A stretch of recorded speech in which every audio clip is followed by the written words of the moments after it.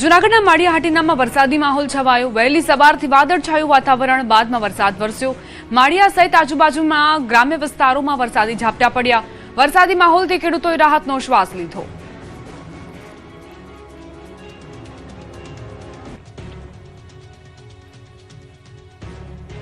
પચીસ ઓગસ્ટથી રાજ્યમાં ધોધમાર વરસાદનો રાઉન્ડ થશે શરૂ। હવામાન નિષ્ણાંત જયપ્રકાશ માઢકની આગાહી। ગુજરાતમાં વરસાદના નવા રાઉન્ડને લઈને આગાહીકાર જયપ્રકાશ માઢકે આગાહી કરી છે। વિવિધ હવામાન પ્રણાલી અને જ્યોતિષના આધારે માઢકે આગામી દિવસોમાં રાજ્યમાં ફરી વરસાદની ગતિવિધિ વધવાની સંભાવના વ્યક્ત કરી છે। જયપ્રકાશ માઢકના અનુમાન પ્રમાણે 25 ઓગસ્ટથી રાજ્યમાં સારા વરસાદનો રાઉન્ડ શરૂ થઈ શકે છે, જ્યારે 28 ઓગસ્ટથી 2 સપ્ટેમ્બર દરમિયાન ભારેથી અતિ ભારે વરસાદ થવાની શક્યતા વ્યક્ત કરવામાં આવી છે। ઉપરાંત ઓગસ્ટના અંતિમ સપ્તાહથી રાજ્યમાં વરસાદી ગતિવિધિ ફરી સક્રિય થઈ શકે છે અને સપ્ટેમ્બરના પ્રથમ સપ્તાહમાં પણ વરસાદી માહોલ યથાવત રહેવાની સંભાવના છે, જેથી 28 ઓગસ્ટથી 2 સપ્ટેમ્બરના સમયગાળામાં ભારેથી અતિ ભારે વરસાદ થવાની સંભાવના રાજ્યમાં રહેલી છે। જયપ્રકાશ માઢકના અનુમાનનું માનીએ તો આગામી દિવસોમાં આઈઓડી એટલે કે ઇન્ડિયન ઓશન ડાયપોલની સ્થિતિ પોઝિટિવ બનતા બંગાળની ખાડી વધુ સક્રિય બની શકે છે, જેના કારણે ગુજરાત સહિત દેશના અનેક વિસ્તારોમાં વરસાદી ગતિવિધિ વધવાની શક્યતા છે। આ ઉપરાંત 7 થી 9 સપ્ટેમ્બર દરમિયાન પણ ગુજરાત સહિત દેશમાં વરસાદી માહોલ રહેવાની આગાહી કરવામાં આવી છે। અમરેલીમાં ફરી સિંહણનો હુમલો। ચાંદગઢ ગામે ટ્રેકર્સ પર સિંહણે હુમલો કર્યો। શેત્રુંજી નદી કાંઠે વન વિભાગના ટ્રેકર્સ પર હુમલાની ઘટના। વન્ય પ્રાણી સંરક્ષણની રૂટીન કામગીરી દરમિયાન ઘટના બની હોવાનો દાવો છે। વન વિભાગના એક બીટગાર્ડ 3 ટ્રેકર્સ સહિત વન વિભાગની ટીમની હાજરીમાં ઘટના બની। ટ્રેકર્સ ગોહાભાઈ નામના વ્યક્તિ પર હુમલો કરતા સારવાર માટે ખાનગી હોસ્પિટલ ખસેડાયા। એસીએફ રાજન જાદવ સહિત વન વિભાગની ટીમ ઘટના સ્થળે તપાસ કરી રહી છે। સિંહણ દ્વારા હુમલા અંગે તપાસ હાથ ધરાશે। વન્ય પ્રાણીના વધતા જતા હુમલાથી ફરીવાર વન વિભાગ ચિંતિત બન્યું છે, જેમાં અમારા એક ટ્રેકર એવા જે વન્યજીવોની સંભાળ લેતા હોય એવા ગોસાભાઈ ચોરિયા ને આજે વન્ય પ્રાણી દ્વારા ઈજા કરવામાં આવી છે। તેમની ટીમ 3 ટ્રેકરોની ટીમ આજે વન્ય પ્રાણી સંરક્ષણની રૂટીન કામગીરીમાં હતા। જામનગરના હળમતિયા ગામે સિંહના આટાફેરા, લોકોમાં ફફડાટ। જામનગરના હળમતિયા ગામે સિંહ દેખાતા વાડી વિસ્તારોમાં ભયનો માહોલ સર્જાયો છે। વાડી વિસ્તારમાં સાવજ આવી ચડતા ખેડૂતો સહિત સ્થાનિકોમાં ફફડાટ ફેલાયો છે। મળતી માહિતી પ્રમાણે હળમતિયા ગામના વાડી વિસ્તારમાં બાવળની જ્વાળી જાખરમાંથી સિંહ પસાર થતો જોવા મળ્યો હતો। સિંહ દેખાતા આસપાસના વિસ્તારમાં લોકોમાં ભયનો માહોલ જોવા મળ્યો। ખાસ કરીને વાડી વિસ્તારમાં કામ કરતા ખેડૂતોમાં સાવજને લઈને ચિંતા વધી છે। સિંહની હાજરીની જાણ થતાં જ વન વિભાગની ટીમ પણ તાત્કાલિક સ્થળ પર પહોંચી છે। વન વિભાગ દ્વારા સિંહને શોધવા અને તેને પકડવા માટે કવાયત શરૂ કરવામાં આવી। સિંહ ક્યાંથી આવ્યો અને હાલ તે કયા વિસ્તારમાં છે તે અંગે પણ તપાસ કરવામાં આવી રહી છે। હાલ વન વિભાગની ટીમ દ્વારા સિંહની ગતિવિધિઓ પર નજર રાખવામાં આવી રહી છે। બીજી તરફ વાડી વિસ્તારમાં જતા ખેડૂતો અને સ્થાનિકોને પણ સાવચેત રહેવા અપીલ કરવામાં આવી। સુરતમાંથી ઝડપાઈ હાઈ પ્રોફાઇલ દારૂ પાર્ટી। 8 યુવતી સહિત 22 નબીરા ઝડપાયા। સુરતમાંથી ફરી એકવાર હાઈ પ્રોફાઇલ દારૂ પાર્ટી ઝડપાઈ। પોલીસે દારૂ પાર્ટી કરનારા 21 થી 27 વર્ષના કુલ 22 નબીરાઓને ઝડપી લીધા, જેમાં 8 યુવતીઓ પણ સામેલ છે। ડુમસમાં બાપુજીની વાડી સ્થિત જશ્ન વિલામાં યુવક યુવતીઓ જશ્ન મનાવી રહ્યા હતા, ત્યારે જ પોલીસે રંગમાં ભંગ પાડ્યો અને તમામને મોઢા છુપાવવાનો વારો આવ્યો।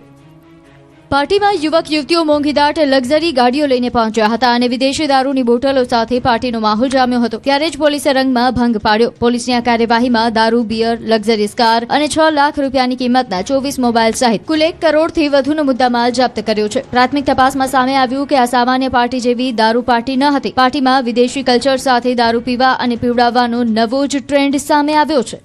પાર્ટીમાં વિદેશી ક્લબની જેમ લૂડો, સાપસીડી અને પત્તા જેવી ગેમ રમી કોણે કેટલો દારૂ પીવાનો તે નક્કી થતું હતું। દરેક ગેમમાં ટાસ્ક અને રૂલ્સ અલગ અલગ હતા। ગેમ દ્વારા મહેફિલમાં હાજર યુવક યુવતીઓને અલગ અલગ નિયમો હેઠળ દારૂના ઘૂંટડા પીવડાવવાનું આયોજન કરાયું હતું। પકડાયેલા મુદ્દામાલમાંથી એક બ્લેકઆઉટ નામનું ડ્રિંકિંગ બોર્ડ મળ્યું છે, જેમાં વિવિધ ટાસ્ક લખેલા જોવા મળ્યા। પાસા ફેંકીને આગળ વધતા, take a shot, spin for 5 seconds, finish your drink, એકલા છોકરા દારૂ પીશે અને એકલી છોકરીઓ દારૂ પીશે જેવા ટાસ્ક જોવા મળ્યા।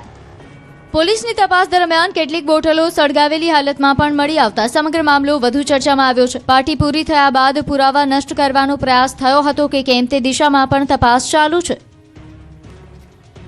રાજ્યમાં ફરી ઉડ્યા દારૂબંધીના લીરે લીરા 2 જગ્યાએથી ઝડપાયો લાખોનો દારૂ. ગુજરાતમાં દારૂબંધી વચ્ચે દારૂની હેરાફેરીના 2 અલગ અલગ કિસ્સા સામે આવ્યા છે. અમદાવાદના સાબરમતી વિસ્તારમાં પોલીસે દારૂનું ગોડાઉન ઝડપી પાડ્યું છે, જ્યારે રાજકોટના ગોંડલમાં દારૂ ભરેલી ટ્રક સાથે 2 શખ્સોને ઝડપી લેવામાં આવ્યા છે. સૌથી પહેલા વાત અમદાવાદની. સાબરમતી વિસ્તારમાં પોલીસે એક ગોડાઉન પર દરોડો પાડ્યો હતો. પોલીસની કાર્યવાહીમાં ગોડાઉનમાંથી વિદેશી દારૂની 377 પેટી જપ્ત કરવામાં આવી છે. મહત્વની વાત એ છે કે આ ગોડાઉન માત્ર 2 દિવસ પહેલા જ ભાડે રાખવામાં આવ્યું હતું અને માત્ર 2 દિવસના સમયગાળામાં જ તેમાં મોટી માત્રામાં દારૂનો જથ્થો સંગ્રહ કરવામાં આવ્યો હતો. પોલીસે દારૂનો જથ્થો કબજે કરી સમગ્ર મામલે વધુ તપાસ હાથ ધરી છે. હવે વાત રાજકોટની. ગોંડલના ભરૂડી ટોલ પ્લાઝા પાસેથી પોલીસે દારૂ ભરેલી ટ્રક ઝડપી પાડી છે. ટ્રકમાંથી વિદેશી દારૂની 1548 બોટલો મળી આવી છે. પોલીસે કુલ 19.98 લાખ રૂપિયાનો મુદ્દામાલ કબજે કર્યો છે. દારૂની હેરાફેરી માટે ટ્રકમાં ખાસ ચોરખાનું બનાવવામાં આવ્યું હતું. પોલીસે 1 વર્ષથી ફરાર આરોપી અને તેના સાગરીતને ઝડપી પાડ્યા છે. આ કેસમાં મધ્યપ્રદેશથી દારૂ મોકલનાર અને કેશોદના પ્રાસલીથી દારૂ મંગાવનાર શખ્સને વોન્ટેડ જાહેર કરાયા છે. અમદાવાદમાં ટીઆરબી જવાનની દાદાગીરી, પીએસઆઈને આપી ધમકી. અમદાવાદમાં ટીઆરબી જવાનની દાદાગીરીનો મામલો સામે આવ્યો છે. ફરજમાં વારંવાર ગેરહાજર રહેતા ટીઆરબી જવાન વિરુદ્ધ રિપોર્ટ કરનાર પીએસઆઈને જ ગંભીર ધમકી આપવામાં આવ્યા હોવાનો આક્ષેપ છે. વાસણા પોલીસ સ્ટેશનમાં નોંધાયેલી ફરિયાદ મુજબ ટીઆરબી જવાન જાવેદ ખાન હુસેન ખાન વારંવાર ફરજમાં ગેરહાજર રહેતા હતા, જેને લઈને પીએસઆઈ ભરત પંડ્યાએ રિપોર્ટ કર્યો હતો. આ રિપોર્ટથી ઉશ્કેરાયેલા ટીઆરબી જવાને પીએસઆઈ સાથે ગાળાગાળી કરી ગંભીર ધમકી આપ્યા હોવાનો ફરિયાદમાં ઉલ્લેખ છે. ફરિયાદ પ્રમાણે ટીઆરબી જવાને પીએસઆઈને ધમકી આપી કે મારા વિરુદ્ધ કાર્યવાહી કરીશ તો આંતરડા બહાર કાઢી નાખીશ. એટલું જ નહીં, નોકરીને લઈને પણ ધમકી આપી હતી અને પોતાનો વિસ્તાર હોવાનું કહીને પીએસઆઈને ખુરશી પર બેસવા નહીં દેવાની ધમકી આપ્યા હોવાનો આક્ષેપ છે. સમગ્ર મામલે પીએસઆઈ ભરત પંડ્યાએ ટીઆરબી જવાન વિરુદ્ધ વાસણા પોલીસ સ્ટેશનમાં ફરિયાદ નોંધાવી છે. ફરિયાદના આધારે પોલીસે તપાસ હાથ ધરી છે. મોરબીના ટંકારા બાદ હવે હળવદમાં ટાંકી કાંડ, દુર્ઘટના ટળી. મોરબીમાં જર્જરિત ટાંકી તોડી પાડતી વખતે 2 વખત દુર્ઘટના સર્જાઈ. તાજેતરમાં ટંકારામાં ટાંકી તોડી પાડતી વખતે દુર્ઘટના સર્જાઈ હતી અને હવે હળવદમાં પણ કંઈક આવી જ ઘટના સામે આવી. હળવદના ખેતડી ગામે 5 સેકન્ડમાં જ ટાંકી ધડામ થઈ. જો કે આ દરમિયાન મોટી દુર્ઘટના સર્જાતા સહેજ રહી ગઈ. ટાંકી નજીકમાં આવેલી નવી પાણીની ટાંકી સાથે અથડાઈ હતી. જો કે સદનસીબે આ સમગ્ર ઘટનામાં કોઈ જાનહાનિ કે મોટી દુર્ઘટના સર્જાઈ ન હતી, જેના કારણે તંત્ર અને સ્થાનિકોએ રાહતનો શ્વાસ લીધો. મહત્વનું છે કે ખેતડી ગામમાં જૂની અને જર્જરિત પાણીની ટાંકીના સ્થાને લોકોના ઉપયોગ માટે નવી પાણીની ટાંકી બનાવવામાં આવી છે. જૂની ટાંકી જર્જરિત હોવાથી તેને તોડી પાડવાની કામગીરી હાથ ધરવામાં આવી હતી. ટાંકી ધરાશાયી થવાનો વિડીયો પણ સામે આવ્યો છે, જેમાં ગણતરીની સેકન્ડમાં જ વિશાળ ટાંકી ધરાશાયી થતા જોવા મળે છે.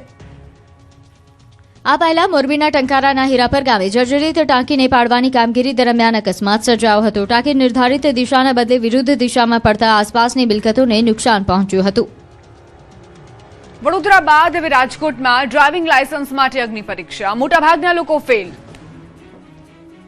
રાજકોટ આરટીઓમાં ડ્રાઇવિંગ લાયસન્સ મેળવવા માટે શરૂ કરાયેલી એઆઈ આધારિત ડ્રાઇવિંગ ટેસ્ટ હવે અરજદારો માટે મુશ્કેલીનું કારણ બની છે. 16 જુલાઈથી ઓટોમેટેડ ડ્રાઇવિંગ ટેસ્ટ ટ્રેક શરૂ થયા બાદ મોટી સંખ્યામાં અરજદારો ટેસ્ટમાં ફેલ થઈ રહ્યા છે. ખાસ કરીને 4 વ્હીલરના અરજદારો માટે આ ટેસ્ટ મોટો પડકાર બની રહ્યો છે. છેલ્લા 21 દિવસના આંકડા પ્રમાણે 1090 ઉમેદવારોએ પરીક્ષા આપી, જેમાંથી 938 ઉમેદવારો નાપાસ થયા છે. એટલે કે 85%થી વધુ લોકો ડ્રાઇવિંગ ટેસ્ટ પાસ ન કરી શક્યા.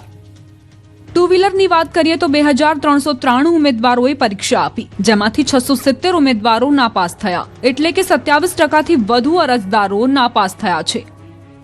એઆઈ સિસ્ટમ ડ્રાઇવિંગ દરમિયાન થતી નાની નાની ભૂલો પણ પકડી લે છે. 4 વ્હીલરમાં સમાંતર પાર્કિંગ અને સિગ્નલ જમ્પિંગના કારણે સૌથી વધુ અરજદારો ફેલ થઈ રહ્યા છે, જ્યારે 2 વ્હીલરમાં ટ્રેકના અંતિમ વળાંક પાસે સંતુલન ગુમાવવું કે જમીન પર પગ મૂકવો નાપાસ થવાનું મુખ્ય કારણ છે. અરજદારો માટે મુશ્કેલી એટલા માટે પણ વધી છે કે ટેસ્ટમાં ફેલ થયા બાદ ફરી પરીક્ષા આપવા માટે 2 મહિના સુધી રાહ જોવી પડે છે. એટલું જ નહીં, રીટેસ્ટ માટે 300 રૂપિયાની ફી પણ ચૂકવવી પડે છે. સુરતના કામરેજમાંથી ઝડપાયું લાખો રૂપિયાનું નકલી ઘી, અસલીના નામે લોકોને પધરાવતા.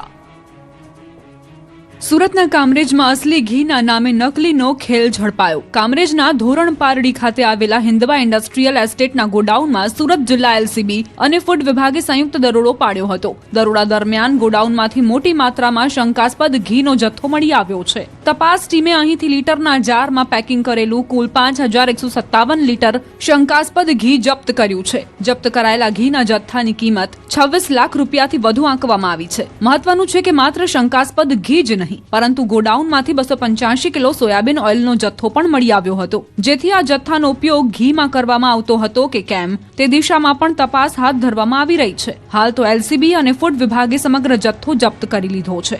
ઘી ખરેખર ભેળસેળ યુક્ત છે કે કેમ અને આ જથ્થો ક્યાં સપ્લાય કરવાનો હતો તે અંગે વધુ તપાસ શરૂ કરાઈ છે. સુરતમાં અસલી ઘીના નામે નકલી કે ભેળસેળ યુક્ત ઘી વેચાતું હોવાની આશંકા વચ્ચે હવે ભેળસેડિયાઓમાં ફફડાટ ફેલાયો છે. રાજ્યમાં ભેળસેડિયા સામે કડક કાર્યવાહી. આરોગ્ય મંત્રી પ્રફુલ પાનસેરિયાનું કડક વલણ. સુરત અને ડીસામાં ખોરાક ઔષધ વિભાગના દરોડા. ₹35 લાખથી વધુનો શંકાસ્પદ ઘી અને ભેળસેળયુક્ત તેલનો જથ્થો જપ્ત કરાયો. કામરેજના ધોરણ પારડીમાં નકલી ઘી બનાવતી ફેક્ટરી ઝડપાઈ. કેવલ ફૂડ પ્રોડક્ટ નામની ફેક્ટરી પર દરોડા. લાયસન્સ વિના બહારથી તાળું મારી અંદર ઘીનું ઉત્પાદન પેકિંગ થતું હોવાનો ખુલાસો. શ્રી અનમોલ રતન કાઉ ઘીના 5157 લીટર જથ્થો સીઝ કરાયો. જપ્ત ઘીની કિંમત ₹26.12 લાખ છે. 1485 કિલોગ્રામ પામોલિન તેલ અને 285 કિલોગ્રામ સોયાબીન તેલ જપ્ત કરાયું છે. ભેળસેળ માટે વપરાતા તેલની કિંમત ₹3.63 લાખ છે. તમામ જથ્થાના સેમ્પલ લઈ લેબોરેટરીમાં મોકલાયા. ડીસામાં 2 પેઢીઓ પર દરોડા પાડવામાં આવ્યા. 987 લીટર શંકાસ્પદ ઘી જપ્ત કરાયું, જેની અંદાજિત કિંમત ₹6.22 લાખ છે. Food safety and standard act 2006 હેઠળ કાર્યવાહી કરાઈ છે. ભેળસેડિયાઓ સામેની ઝુંબેશ વધુ કડક બનાવવાની મંત્રીની ચેતવણી.